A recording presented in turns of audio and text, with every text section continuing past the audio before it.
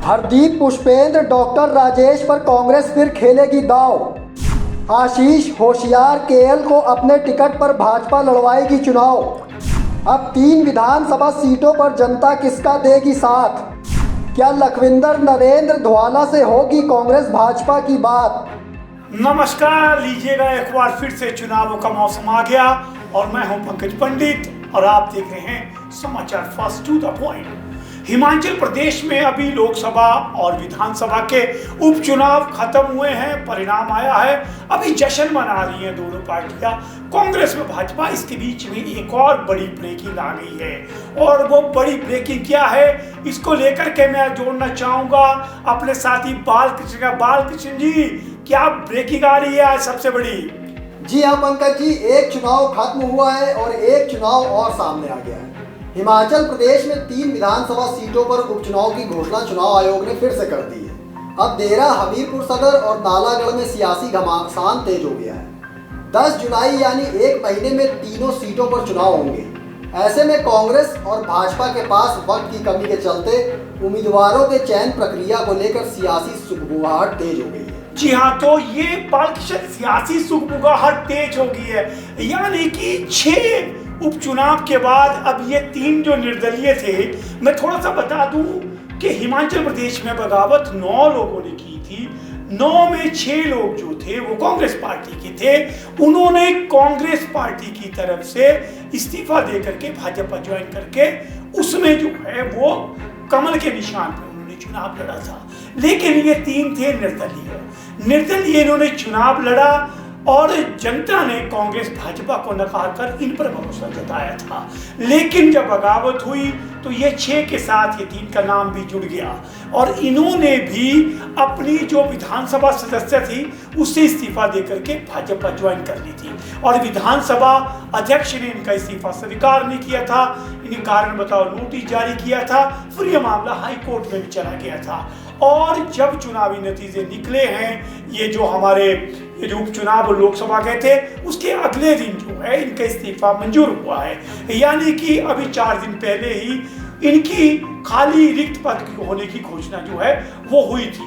लेकिन एकदम घोषणा के साथ ही ये चुनाव भी आ गए हैं और चुनाव आने का मतलब है कि अब हिमाचल प्रदेश के 3 जिलों में, अगर मैं देरा की बात करूं वो कांगड़ा जिला में आता है, नालागढ़ की बात करूं वो सोलन जिला में आता है और हमीरपुर सदर वो हमीरपुर जिला में आता है। इन 3 जिलों में आदर्श चुनाव आचार संहिता लग जाएगी और इन क्षेत्रों में कोई भी सरकारी कार्य नहीं होंगे और कोई भी नेता जो है चुनाव प्रचार के लिए जो है वो लाव लश्कर के साथ, सरकारी लाव लश्कर के साथ नहीं उतर पाएगा। यानी इन 3 में 10 जुलाई तक जो है पूरी की पूरी प्रक्रिया जो है ये रुक जाएगी। तय जो नियमों के अनुसार जो यहाँ पे 10 तारीख को जो है वो मतगणना होगी और 13 जुलाई को परिणाम होगा। लेकिन उससे पहले बाला हमारे साथ जुड़े हैं, तो बाला इस समय सबसे पहले मैं आपसे बात करना चाहूँगा नालागढ़ की कि नालागढ़ सीट है, वहाँ पे क्या सियासी इस समय समीकरण है, पहले कौन लड़े थे और कितने वोटों से और क्या वर्तमान हालात है? जी हाँ पंकज जी, हम आपको नालागढ़ की भी बताएंगे और तीनों विधानसभा सीटों के बारे में बताएंगे। हम आपको बताते हैं देरा, हमीरपुर और नालागढ़ में इस वक्त उम्मीदवारों को लेकर क्या परिस्थितियां हैं। इससे पहले कौन सा नेता किस पार्टी से चुनाव लड़ा था, कौन जीता था और कौन हारा था। सवाल ये भी है कि इस बार क्या वही नेता दोबारा चुनाव लड़ेंगे। क्या भाजपा और कांग्रेस इन नेताओं को अपनी पार्टी से टिकट देगी या फिर इन पूर्व उम्मीदवारों में कोई निर्दलीय मैदान में ताल ठोकेगा। पहले आपको एक विधानसभा सीट का पुराना समीकरण और पूर्व उम्मीदवारों के बारे में बताते हैं। पहले आपको पंकज जी मैं नालागढ़ के बारे में बताता हूँ। दरअसल नालागढ़ में हरदीप बाबा 2022 का विधानसभा चुनाव कांग्रेस की टिकट पर लड़े थे। ऐसे में सवाल ये है कि क्या कांग्रेस हरदीप बाबा को दोबारा अपनी टिकट पर उपचुनाव लड़वाएगी। वैसे तो मीडिया रिपोर्ट्स के मुताबिक नालागढ़ में चुनाव प्रचार के दौरान हरदीप बाबा की मुख्यमंत्री सुक्खू और उप मुख्यमंत्री मुकेश अग्निहोत्री ने खूब तारीफ की थी। ऐसे में संभावित है कि हरदीप बाबा पर कांग्रेस दोबारा से विधानसभा उपचुनाव में दांव खेल सकती है। इस बार लोकसभा चुनाव के परिणाम में नालागढ़ ने वर्ष 2019 के मुकाबले भाजपा की लीड को कम किया है। इस बार नालागढ़ से भाजपा को 15,164 मतों की लीड मिली है। 2019 के लोकसभा चुनाव में भाजपा की बढ़त 39,970 मतों की थी। इस बार 2022 के विधानसभा चुनाव में हरदीप बाबा को करीब 13,000 मतों से निर्दलीय केएल ठाकुर ने चुनाव हरवाया था। बाला, ये जो हरदीप बाबा हैं, ये इंटेक के जो है सक्रिय जो है वो अध्यक्ष रहे हैं और इनकी जो ज्यादातर हैं वो कहीं ना कहीं वीरभद्र खेमे से जुड़ती हैं। लेकिन जिस तरह से आप आंकड़े बता रहे हैं, निश्चित तौर पे लोकसभा में इन्होंने ये जो इस बार ये जो काम किया है, जिस तरह से आप बता रहे हैं इन्होंने बढ़त को कम किया है, तो निश्चित तौर से इनकी दावेदारी को मजबूत बनाता है। लेकिन इनका पिछली बार हार का अंतर बहुत ज्यादा का था। जिस तरह के आंकड़े आप बता रहे हैं, लगभग 13,000 के अंतर से ये निर्दलीय केएल ठाकुर से हारे थे। तो अब देखना है कि क्या सुखविंदर सिंह सुक्खू हरदीप बाबा पर फिर से मोहर लगाते हैं या कांग्रेस यहाँ पे नए चेहरे की तरफ बढ़ती है। तो भाजपा के क्या हालात थे वाला यहाँ पे? जी पंकज जी, मैं आपको भाजपा के बारे में भी बताता हूँ। दरअसल लखविंदर राणा के कांग्रेस में रहते हुए हरदीप बाबा ने संगठन को मजबूत किया था। नालागढ़ सीट से निर्दलीय उम्मीदवार के तौर पर केएल ठाकुर चुनाव तो जीते थे। केएल ठाकुर इस वक्त भाजपा ज्वाइन कर चुके हैं। ऐसे में अब इंतजार इस बात का है कि क्या केएल ठाकुर को भाजपा टिकट देगी। वहीं लखविंदर राणा की अगर बात की जाए तो भाजपा के लखविंदर राणा आगे क्या रणनीति बनाएंगे, ये भी देखने वाली बात होगी। 2017 में कांग्रेस के टिकट पर जीतने वाले लखविंदर राणा इस बार भाजपा के टिकट पर मैदान में थे। 2017 में कांग्रेस ने हरदीप सिंह बाबा को उम्मीदवार के रूप में उतारा था।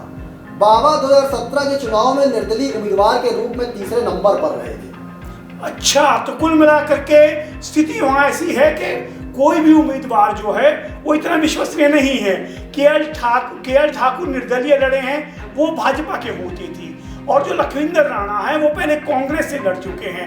हरदीप जो है वो आजाद भी लड़ चुके हैं। तो वहां पे मुझे लगता है कांग्रेस भाजपा के पास एक ही तरह के चेहरे हैं। अब देखना है कि केएल ठाकुर को टिकट, जिस तरह से भाजपा ने कंफर्म किया है कि इन तीनों को निर्दलीयों को भाजपा में शामिल होने के साथ एश्योर किया था इनको टिकट, तो हम ये मान के चल रहे हैं कि इस बार वहां से केएल ठाकुर को टिकट मिलेगी। तो अब लखविंदर राणा पर हमारी नजर रहेगी कि लखविंदर क्या पुरानी पार्टी कांग्रेस की तरफ जाते हैं, क्या कांग्रेस उन पर भरोसा जताती है। हरदीप बाबा का कुल मिला के क्या होगा, क्या उन्हें टिकट देते हैं। तो कुल मिला के नालागढ़ में भाजपा की स्थितियां जो हैं वो साफ हैं कि भाजपा केएल ठाकुर के साथ अभी तक जाती नजर आ रही है, लेकिन कांग्रेस के साथ जो है वो 2-3 चॉइस है। अब देखते हैं सुखविंदर सिंह सुक्खू और पूरा संगठन किस ओर जाता है। तो बाला, अब चलते हैं हम लोग देरा। तो ये जो कांगड़ा की देरा है, देरा में क्या हालात हैं, पॉलिटिकल एनालिसिस क्या कहते हैं बाला देरा का?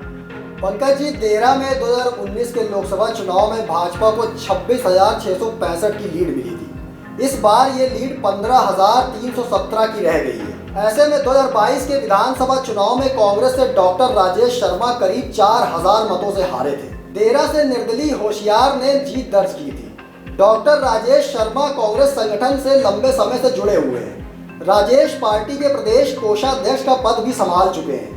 यहाँ से पार्टी डॉक्टर राजेश पर दांव खेलेगी या किसी नए चेहरे को मैदान में उतारेगी, इसको लेकर कयास लगना शुरू हो गए हैं। होशियार सिंह कांगड़ा जिले के देरा विधानसभा क्षेत्र से भाजपा के सिटिंग विधायक थे। भाजपा ने 2022 विधानसभा चुनाव में उनका टिकट काट दिया था, जिसके बाद वो बागी हो गए थे। उन्होंने देरा सीट से बतौर निर्दलीय कैंडिडेट लड़ने का फैसला लिया था। होशियार सिंह ने देरा सीट पर 22,997 वोट हासिल करते हुए जीत दर्ज की थी। कांग्रेस के डॉक्टर राजेश शर्मा दूसरे और बीजेपी के रमेश चंद्र ध्वाला तीसरे नंबर पर रहे थे। अब यहाँ भी सवाल ये है कि क्या राजेश शर्मा को दोबारा कांग्रेस टिकट देगी, और सवाल ये भी है कि अब भाजपा में आए होशियार सिंह के बाद रमेश ध्वाला क्या करेंगे। जी बाला, आपने बहुत इंटरेस्टिंग बताया। देरा भी बहुत ही ज़्यादा इंटरेस्टिंग हमें नज़र आ रहा है। एक तरफ डॉक्टर राजेश हैं जो पिछली बार चुनाव लड़े थे, दूसरी तरफ भाजपा के ओल्ड जो वॉरियर है रमेश ध्वाला, वो वहाँ पे मौजूद हैं। रमेश ध्वाला के इतिहास बता दूं कि पहली बार अगर किसी मुख्यमंत्री ने पूरा कार्यकाल किया था, वो उस समय प्रेम कुमार धूमल ने किया था, और प्रेम कुमार धूमल की सरकार को सत्ता में लाने वाले रमेश ध्वाला ही थे। रमेश ध्वाला तब आज़ाद चुनाव लड़े थे और इन्होंने अपना समर्थन जो है वो भाजपा को दिया था और उसके बाद ही ये सरकार जो है भाजपा जो है वो प्रदेश में सत्ता में आकर पूरे 5 साल तक सरकार चली थी। लेकिन आज धवाला जो है आग उगल रहे हैं। जैसे ही होशियार की एंट्री हुई थी धवाला बागी हो गए थे, उन्होंने खुल के बगावत की थी। उन्होंने कहा था लोकसभा में भाजपा के उम्मीदवार का साथ देंगे और जब विधानसभा आएगा तब विधानसभा को देखेंगे। लेकिन धवाला के तेवर पूरी तरह से बागी नजर आ रहे हैं और उन्हें संभालना भाजपा के लिए आसान नहीं होगा। अगर मैं बात करूं कांग्रेस की तो कांग्रेस वहां से डॉक्टर राजेश जो हैं वो 4,500 वोट जो आप बता रहे हैं लगभग उतने के अंतर से हारी हैं।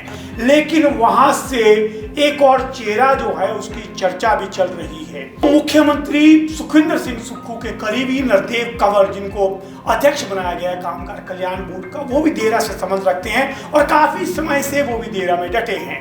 जहां तक राजेश शर्मा जो है वो कांगड़ा के देरा गए हैं, तो वहां पे 2 चेहरे हैं कांग्रेस के पास। वहीं अगर धवाला बगावत करते हैं वो भी देखना होगा उसके बाद वहां क्या हालात बनते हैं। तो कुल मिलाकर के देरा में भी बहुत ही इंटरेस्टिंग पॉलिटिकल स्थिति बनी है। भाजपा तो लगभग मुझे लगता है कि होशियार सिंह के साथ ही जाएगी। लेकिन ये भी देखना है कि 6 उपचुनावों के बाद 4 पर जो है वो भाजपा की हार हुई है। तो क्या इन 3 में से किसी एक टिकट पर जो है कहीं ना कहीं भाजपा बदलाव भी कर सकती है? क्या भाजपा अपने कैडर को नाराज करने का एक बार फिर से हिम्मत दिखाएगी? ये सब भविष्य के क्रम में अभी सवाल छुपे हैं जिनका, लेकिन वर्तमान में हम जो आंकड़े हैं उसके आधार पर चर्चा करते हैं। आइए अब चलते हैं मुख्यमंत्री के गृह क्षेत्र यानी हेडक्वार्टर हमीरपुर की बात करते हैं। हमीरपुर मुख्यमंत्री के लिए एक बार फिर से नाक का सवाल है और मुख्यमंत्री की नाक की बात है तो बाला क्या कहता है मुख्यमंत्री का हमीरपुर? जी पंकज जी, मुख्यमंत्री के गृह विधानसभा क्षेत्र से सटे हमीरपुर सदर की अगर बात की जाए तो 2022 के चुनाव में अंतिम क्षणों में डॉक्टर पुष्पेंद्र वर्मा को कांग्रेस ने प्रत्याशी बनाया था। पहले आशीष शर्मा को टिकट देने की बात चल रही थी। डॉक्टर पुष्पेंद्र वर्मा ने सरकारी नौकरी छोड़कर राजनीति में एंट्री की थी। विधानसभा चुनाव में डॉक्टर पुष्पेंद्र वर्मा करीब 13,000 मतों से हारे थे। 2019 में हुए लोकसभा चुनाव के दौरान हमीरपुर से भाजपा को 24,268 मतों की लीड मिली थी, जो इस बार घटकर 16,000 के करीब पहुंच गई है। विधानसभा चुनाव हारने के बाद से डॉक्टर पुष्पेंद्र वर्मा लगातार राजनीति में सक्रिय भी हैं। अब हमीरपुर सीट पर होने वाले उपचुनाव में कांग्रेस किस प्रत्याशी को चुनाव मैदान में उतारेगी, इस पर भी सबकी नजरें टिक गई हैं। हमीरपुर सीट से निर्दलीय आशीष शर्मा ने कांग्रेस और भाजपा के प्रत्याशियों को पीछे छोड़ दिया था। हमीरपुर सीट से आशीष शर्मा ने 25,916 वोटों के साथ जीत दर्ज की थी। यहां कांग्रेस के पुष्पेंद्र वर्मा 13,017 वोट्स के साथ दूसरे और भाजपा के नरेंद्र ठाकुर 12,794 वोटों के साथ तीसरे नंबर पर रहे थे। अब आशीष शर्मा भाजपा में आ चुके हैं। ऐसे में यहाँ भी अब टिकट को लेकर आशीष शर्मा का भाजपा से फाइनल माना जा रहा है। तो वहीं कांग्रेस से सवाल ये है कि क्या कांग्रेस दोबारा पुष्पेंद्र वर्मा को मैदान में उतारेगी? वहीं भाजपा की अगर बात करें तो भाजपा के नरेंद्र ठाकुर का अब क्या होगा? अगर भाजपा आशीष शर्मा को टिकट देती है तो क्या नरेंद्र ठाकुर आजाद मैदान में उतरेंगे या फिर भाजपा के साथ ही रहना पसंद करेंगे? धन्यवाद बाला, तुम्हारी जो ये ओवरऑल में देख रहा हूँ एनालिसिस में बहुत बढ़िया तरीके से आंकड़ों के साथ आया है। और हमीरपुर में आप देखिए, हमीरपुर में आशीष शर्मा की एक ऐसी लहर चली थी कि भाजपा को 12,000, कांग्रेस को 13,000 और अकेले आशीष शर्मा 25,000 वोट लेके थे। लेकिन अब देखना है कि वहाँ पे नरेंद्र ठाकुर जो है वो जगदेव ठाकुर के बेटे हैं और जगदेव ठाकुर का हमीरपुर की राजनीति से बड़ा पुराना संबंध रहा है और एक बहुत बड़े नेता जो हैं वो भाजपा के जगदेव ठाकुर जो हमीरपुर से थे। अब नरेंद्र ठाकुर की चाल क्या रहती है? क्या नरेंद्र ठाकुर जो है वो आशीष के साथ चलेंगे, ये देखना होगा। और दूसरा, जो डॉक्टर वर्मा है वो उनका आखिरी समय में चुनाव में उतरे थे तो उनके पास तैयारी का बहुत कम समय था।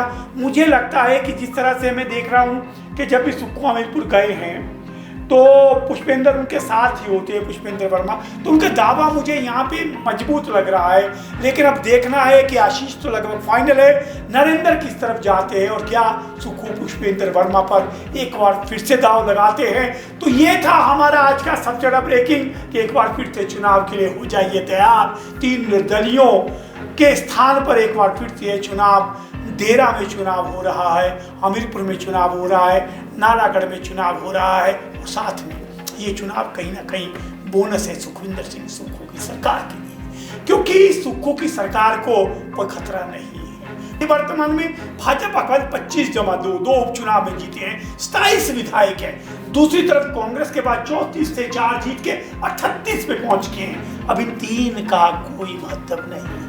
अगर भाजपा 3 भी जीत जाती है वो मात्र 30 तक पहुंचती है, लेकिन 3 जीतना आसान नहीं है। निश्चित तौर पे कांग्रेस के लिए मुझे इसमें बोनस नजर आता है, और सुखविंदर सिंह सुक्खू की सरकार अगर 1, 2, 3 जितनी भी सीटें ले जाएगी और मजबूत होगी और मजबूती से वो आगे बढ़ेगी, तो कांग्रेस ने जो प्लान किया था, जिस तरह से डिले हुआ था इनका इस्तीफा मंजूर होना, वो सब मुझे लगता है कहीं ना कहीं काम होती नजर आ रही है। देखते हैं इस पर कांग्रेस भाजपा की क्या चुनावी प्रतिक्रिया आती है।